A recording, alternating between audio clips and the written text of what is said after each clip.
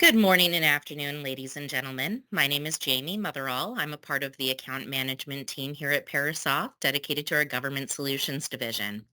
On the line with us today, we have Charles Oxreader, who is one of our solution engineers specializing in Parasoft's C++ test for embedded development.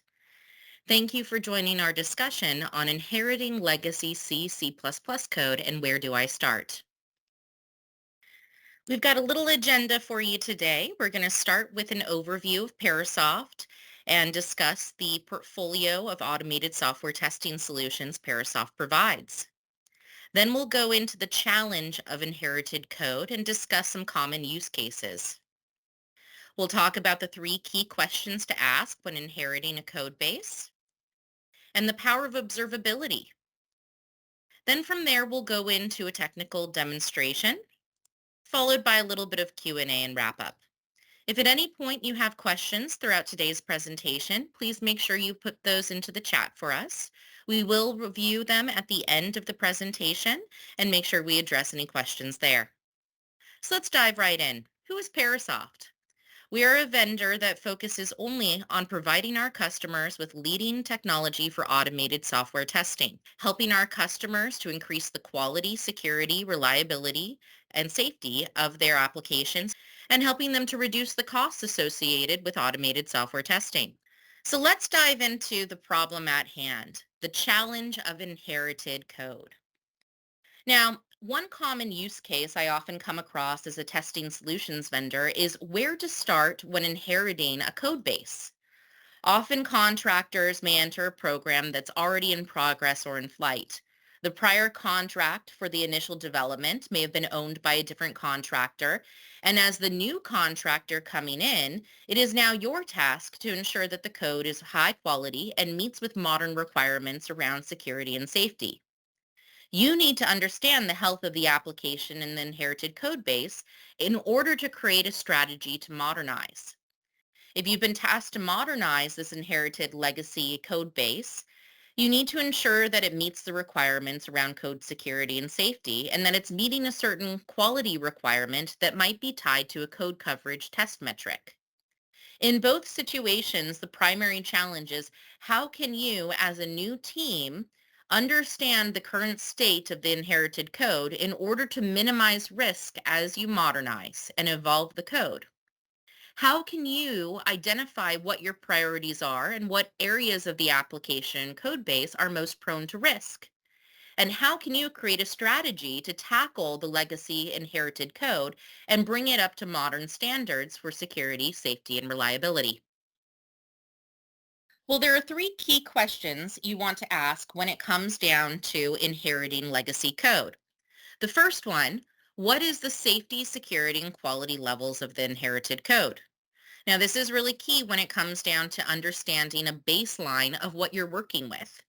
You need that baseline to help empower what your decisions and choices are going to be and how you handle that code moving forward. The second question, what is the current extent of use of the inherited code? By this, I mean, can the application be instrumented? Are there any existing tests that you may have inherited along with the inherited code base that you can run against the application to test functionality? How properly was the code base originally tested by the previous contractor? Or were unit tests being created while the code was in the early stages of development? What strategies were in place at the time to ensure safety, security, and reliability and high quality of the code? The final question, how do I reduce the risks associated with evolving and modernizing the code that was not developed here or not developed by you? How can you ensure that as you evolve the code that you're not introducing more risk and more vulnerabilities or breaking existing functionality today? Parasoft Test Automation is really what provides the main answers here. When it comes to that first question of what is the safety, security, and quality levels of the inherited code, well, static analysis is an easy way for a new contractor to get an understanding of the existing health of the code base. As a new contractor coming in, you might have requirements to ensure that the code is meeting certain security or safety critical standards. So you might want to run CWE or CERT C, C++ against that code in order to understand what the security posture is. If it's safety critical, you might want to run MISRA or AUTOSAR. Finding a baseline as to the number of violations and the severity of the violations in that inherited code can give you a good understanding of the existing levels of quality, security, and safety. Now, within static analysis, we also have metric analysis, which is answering the question of how complex is the code. By understanding the cyclomatic complexity of the code base and pinpointing areas of the application that are overtly complex, you can pinpoint areas of the code base that are more prone to risk and hence should be a higher priority for you.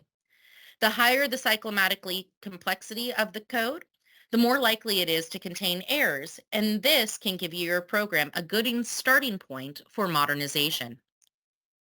Now, the second question, what is the current extent of use of the inherited code? As I mentioned, application code coverage monitoring is key here. It's understanding what the previous contractor or development team did as far as understanding the functionality. And this can be very effective for a new team coming in that's looking to modernize. C++ test offers a capability we refer to as application code coverage monitoring that's very powerful when teams are looking to get a baseline for what the current test coverage metrics are for their inherited code base. Application code coverage monitoring leverages any existing test cases for the application. This can be system level tests such as integration tests or manual tests you might be running, or existing unit tests such as Google tests or CPP unit. The idea is to instrument whatever test cases you have inherited to get a baseline coverage metric, and from there identify areas of the code base with low coverage metrics. Those are the areas that will be more prone to risk and can then be identified as a priority when developing your test strategy. With C++ tests, we can even look at different types of coverage to give you even more granular statements. Finally, the last question, how do I reduce the risks associated with evolving and using code not developed here or not developed by you? This is where C++ test automated unit test generation capabilities are extremely helpful. When evolving or using inherited code, it's crucial that you have a regression suite of tests that you can consistently run to monitor the changes you're making to ensure you're not breaking existing functionality as you modernize and change the code base. C++ test is able to rapidly generate an auto-generated unit test regression suite created through the understanding of the function calls and internal heuristics of the inherited code. By monitoring the change and consistently running the regression suite as you evolve, you can reduce the risk of modernization. In the end, it's all about understanding what you have that is first steps toward successfully tackling and modernizing inherited code. Now, once you have a good understanding of those three questions that you want to ask and how you want to approach it, you also need observability. It's not enough to just have a snapshot of what the health of the application is when you first inherit that code base.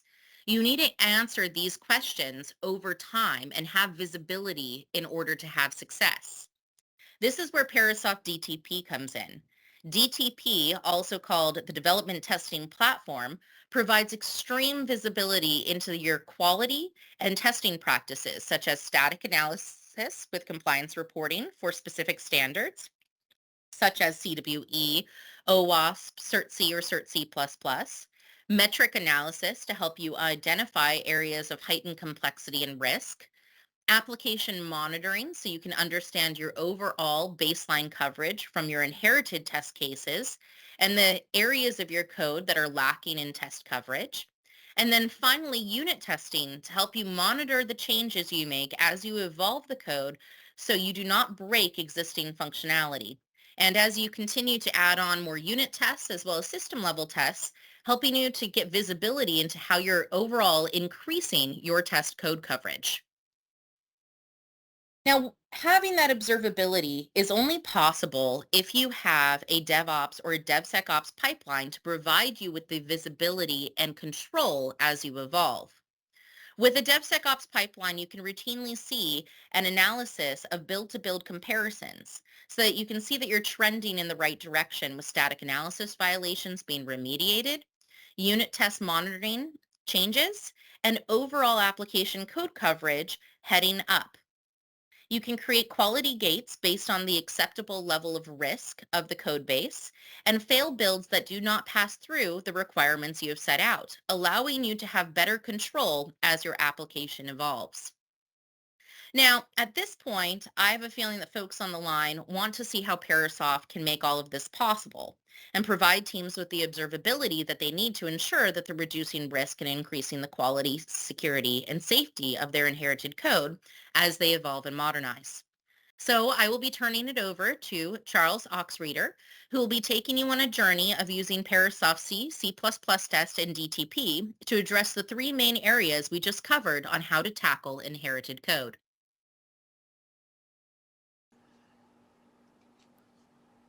Welcome to the technical demonstration of Parasoft C, C++ test. My name is Charles Oxreader, and I'll be taking you on a tour of how Parasoft C, C++ test can help you evaluate inherited legacy code, specifically how it relates to quality, security, how well it is currently being tested, how hard the code will be to maintain, and identifying areas for refactoring. I'd like to start with our DTP solution, which is our analytics and reporting system. Whenever you run analysis on your C, C++ code, you have the ability to publish that data to DTP in order to view the data in an actionable way and monitor the trend of your project over time as changes are made. DTP is a collection of customizable dashboards which each contain any number of customizable widgets. On the left here you can see a number of dashboards that I've created, and on the right, whenever you select a specific dashboard, it contains any number of widgets that show you a variety of different pieces of information. I'd like to start with our metrics dashboard, as assessing the risk of inherited code may start with evaluating the various metrics of the code base. For example, you may want to see how many source files there are in the number of lines of code, how maintainable the code is, using a maintainability index, or how complex the code is using various cyclomatic complexity metrics. In addition to code base size, code complexity, we also have metrics that highlight various aspects of your code structure, as well as functions or methods. And of these can also be used to evaluate the quality and or security of your code base. As with all widgets in DTP on a dashboard, these all can be drilled into. So for example, we can drill into this McCabe cyclomatic complexity to get a little bit more information about what we're looking at. So we're going to pick a module. We'll choose DC here. And then from here we can sort based on the most complex functions down to the least complex.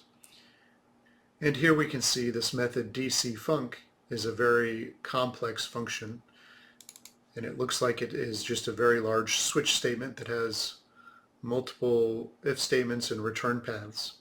And this can give you a very quick view into the code to know where the problem areas may be and what it may take to maintain, refactor, or add capabilities to this code. With respect to security, we also have a variety of dashboards out of the box that can help you assess the security of your project. If you have certain compliance requirements such as SEI Cert C, CWE, or OWASP, we have dashboards which will not only allow you to assess the security of your project, but help you achieve compliance and remove the burden of generating compliance reports for auditors. For example, here's our SEI Cert C compliance dashboard, which again is just a collection of widgets that give you insight into how well the project complies to SEI Cert C. As clearly stated, this project is not compliant, and the widgets give us various pieces of information to help you ascertain where compliance is problematic. For example, the top 5 cert categories shows us that the majority of violations revolve around integers and declarations and initialization. Alternatively, we could drill into specific types of violations using the tree map. From here, we can click on any specific violation and make an assessment as to the seriousness of this violation. For instance, if we click on int 15-C, this will take us to all of the violations that occur with this specific violation. If it is unclear what this violation means, the documentation is readily available, and we'll show you some example code of the violation and how to repair it. Finally, you can use the compliance widget to look at your compliance report, which details the project state against the Cert C compliance standard. Each guideline is listed, the state of compliance, and the number of violations for each guideline if not compliant.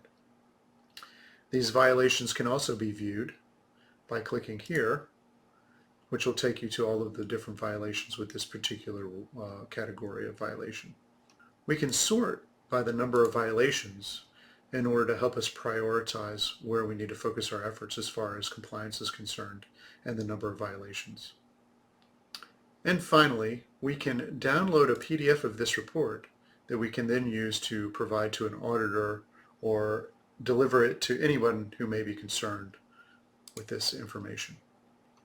Similar to the Cert C dashboard, the MISRA dashboard can help you assess the overall quality of the project. There will certainly be some overlap between the two, since poor quality code can lead to security vulnerabilities. We currently support the latest MISRA C 2012 or 2023 standard, which is Amendment 4. As we saw with the SEI Cert C dashboard, many of the same widgets exist here, except they are configured specifically for MISRA C. As with the SEI Cert C compliance dashboard, we have a MISRA compliance widget, which will allow you to go ahead and see the report based on the guidelines, and you can also download that PDF as well. And finally, I'd like to show you the complete code coverage dashboard. This can give you insight into any current tests that have been executed and what the code coverage is based on those tests. And so based on your inherited code, the higher the code coverage, the better, and the more confidence you have that this code is fully tested and vetted out. The lower this number, obviously, the more work that you need to do to make sure that this code is up to par, either based on quality or security standards that you have. We can also drill into the code coverage and see how this project breaks down based on various metrics and see the line coverage to see what code has been covered and what hasn't. So the green indicates that it's been covered, and in this case we have red indicates that it was not covered. Okay, let's switch to the analysis part of C++ test. This is the part where all of the data we just viewed gets generated and the actual analysis of the acquired code occurs. I'm going to put on my developer evaluator hat now and go into the Eclipse IDE, for which we have a plugin to, which you can see we have a Parasoft menu here. We also have plugins available for Visual Studio Code, Visual Studio, and other flavors of the Eclipse IDE like Wind River Workbench. Before I run any kind of analysis, a brief overview of how we do things.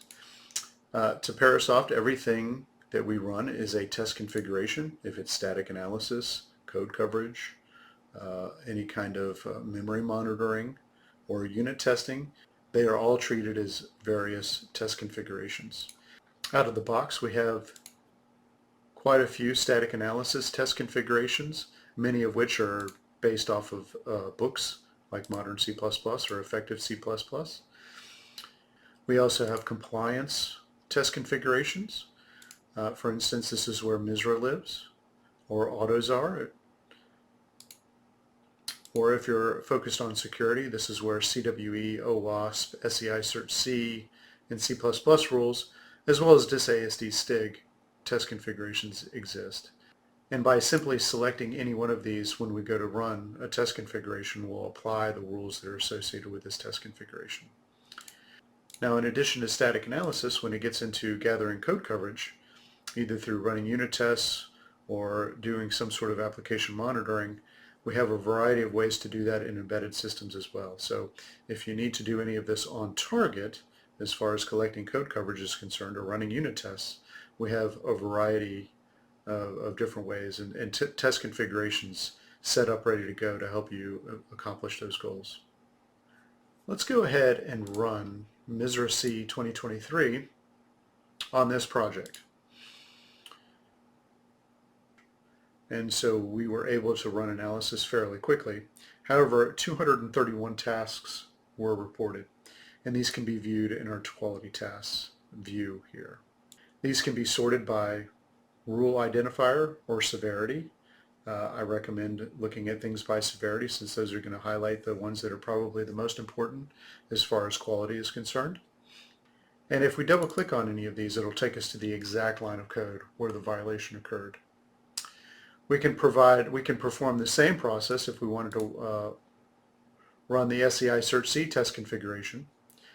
First, I will go ahead and remove all of the previous violations, and then we can run the SEI Search C rules. And with the SEI Search C rules, only 113 tasks were reported.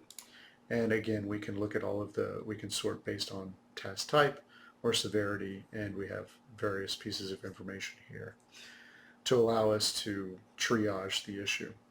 Now, in addition to MISRA-C or SEI Search C or any other test configuration, these test configurations can be modified. So if there are certain rules that you wanted to add or remove, any of those could be modified to create your own custom test configuration to only execute the rules that you're interested in.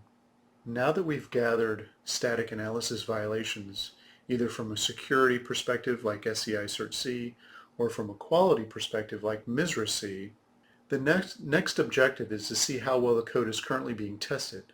And the way we'll do that is by measuring code coverage. The project may have existing system integration or unit tests, or may even be run with a QA plan manually. Either way, we can instrument the application, libraries used, or the test suite to gather various types of coverage metrics. This will allow you to evaluate how well the project is currently tested and any risks associated. For this example, I'm going to instrument this application itself, which is a simple console application that requires no user input. However, this could be a specific library. It could be the unit tests with another unit testing framework like Google Test. It could be anything that compiles into a binary that can be executed. And as with everything else, it's just another test configuration that we run. And we will go ahead and run this test configuration. And this application ran very quickly. And we can see anywhere in green, these are lines that were actually executed. And anywhere in red were lines that were not executed during the running of this application. We can take a peek at the coverage tab and we can drill into this to see all of the different source files and the amount of coverage each one of them received as far as line coverage is concerned. And we can also drill into each one of these C files to see what the current status is of various functions and their relative code coverage percentages. And from here we can see very quickly that by running the application, this source file was not executed at all, whereas these two source files had partial execution, and this one we hit 100% of the line coverage. So if you imagine this being a manual QA plan, it certainly indicates some areas that either the QA plan is missing because this code was never executed, and some places where it could be improved. Several other questions can be raised here. For example, if we look at this particular function add timer, as we can see on line 83, this error path was never tested. This raises several questions. What happens if an error occurs? Was it tested? Is it an impossible scenario? Another example may identify larger problematic sections of code, like the function format timer record. Since this code wasn't covered at all, it raises different questions. Since it wasn't covered, what does this say about the existing test's QA plan? Is this code ever used? Maybe it's unreachable dead code. All of this information provides valuable insight into the current state of a project. While we have been looking at simple line coverage, we have multiple types of coverage available at your fingertips. For instance, we have statement, block, function, path, decision, simple, model, MCDC, and call coverage. And finally, not only are we gathering code coverage and reporting that information back to you, we're also doing memory monitoring of the application as it runs. And during the execution, the normal execution of this application run, two very important things occurred. One, we read an array out of range, which is very bad. And then in another situation, we freed a null pointer. While this may not necessarily be catastrophic, it does indicate a place in code where somebody probably thought the pointer was going to be valid and non-null. And so there are certain assumptions made here that may indicate a larger issue at play. So what if there are no existing tests, or there are a lot of untested pieces of code within the project you inherited? This is where Parasoft can quickly close the gap and generate tests for you automatically. As with the theme of test configurations, we have a test configuration that will allow you to generate unit tests. Let's go ahead and generate unit tests for this project. Now that the unit tests have been generated, we can quickly inspect it to see what Parasoft created. For each source file, we created a test suite which has one or more unit tests generated for each function. How the unit tests are generated depends on the complexity of the function under test and how the test configuration is configured. Let's take a look at a simple function, and so we can understand that function and see how Parasoft generated unit test cases for it. And so this particular function was not covered during our previous application monitoring run. A couple things. We were returning an integer, and it accepts an integer size, and it does a simple comparison to buff size, and if it's less than, it will return 1, otherwise it will return 0. Now as far as buff size is concerned, let's go to the declaration and see that this value is 100. And so if size is less than 100, we're going to return 1, and if it is greater than or equal to, we will return 0. With that information, let's see what types of unit test cases we added. And so this is one of the unit test cases generated. We generated a total of 8. If we look at the first test case generated, we pass in a size of 1 into valid size. The next unit test case generated, we pass in a size of 0, and you'll notice that we're doing 1 off. Our third test case uses a different number. We use 99 here, and this is where the intelligence of our solution comes into play. We actually inspected the function under test, and we know that something happens around the value 100, which was buff size. And so from here you can see that we're testing 99. We're going to try 101, so we've tried both one-off situations, and then finally we're going to test 100. And then in addition, for good measure, we're going to do a maximum integer as well as a minimum integer, and finally -1. And so we hit all of the major test cases for this particular function. So out of the box, we should get close to 100% coverage on this function, even though we didn't have any coverage before with our application monitoring run. And the last step is to go ahead and run all of the unit tests that were generated and see what happens.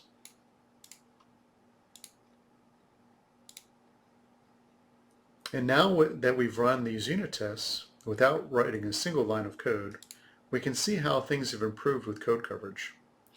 So if you recall previously, clock.c had 0% coverage, but now it has 100%. Timer had much less percentage, and now we have 90%, and the same is true for driver.c. And without writing a single line of code, I've already increased the code coverage and my confidence with the code that I've inherited.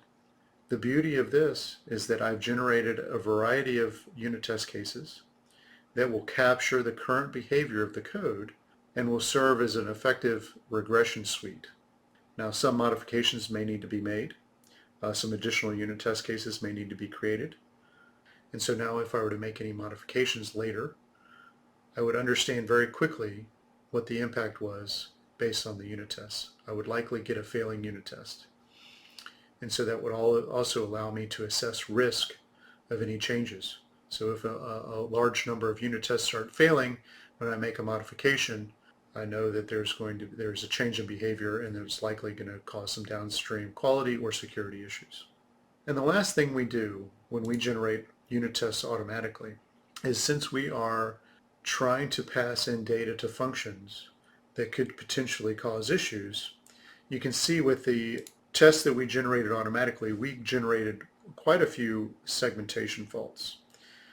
And this just means that the unit tests that we created pass data to a function that it wasn't prepared for. And so this can be viewed in a variety of ways. It could be viewed as maybe this code could never be executed in that way. There's no way that value could be passed to the function. Or it could be viewed as that this function is inherently dangerous and that it doesn't check its inputs prior to using them. And so it will at least highlight some of the challenges that you may run into in dealing with this inherited code. And this concludes the technical demonstration of how Parasoft's C++ test can help you evaluate the quality and security of an inherited project or code base. I look forward to answering any of your questions at the end of the webinar. Thank you.